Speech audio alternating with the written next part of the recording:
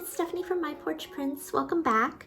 So we are working with the Very Vintage Planner Kit, and in our last video we used the kit to make a kind of just cover page for our planner journal, and this time we are going to be making a monthly page cover.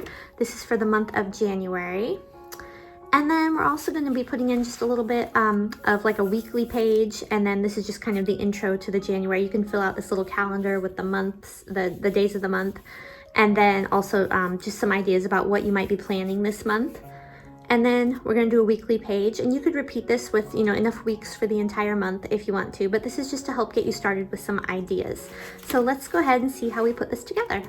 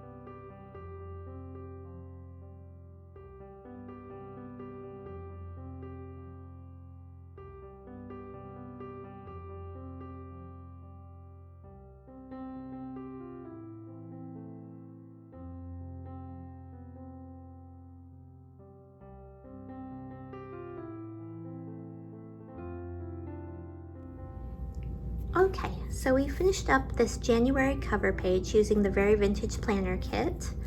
And then I did go ahead and just add kind of a general January page where you can just write down ideas for the month. And then this is the first week of January, and I'm gonna go ahead and just add this little January faded photo on here with a mini paper clip.